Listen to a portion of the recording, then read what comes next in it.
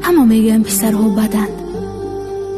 خواهرم، پسرها لختک ندارند. درد دل کردن و حرف زدن نمیتوانند. نگاه کن، وقتی عصبی میشوند فقط میتوانند اسباب بازی هایشون رو یک طرف پرتایند. پسرها حتی اشک هم نمیریزند. آخر میترسند که مرد بودنشون زیر سؤال برود. میشنوی؟ از صدای گریه هایشون هم بی صدا است. با یک آغوش میشود دل هر مردی را ساده به دست آورد. نگاهش کن، وقتی خسته است، وقتی بیمار است ولی دلسوزی برایش نیست.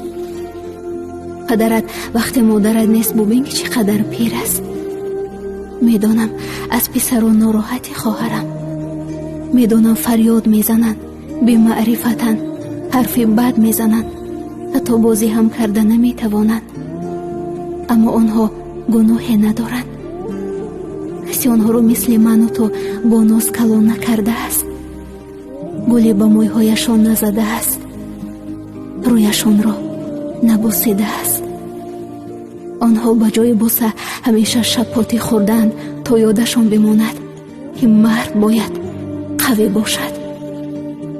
آی دختر، یادت باشد مردها نمی شکنند مگر از دستی آن دختری که دوستش دارند. پسرها لختک ندارند اما خود را برای دخترها لختک می کنند. از این رو قدرشون رو دانید خواهرم.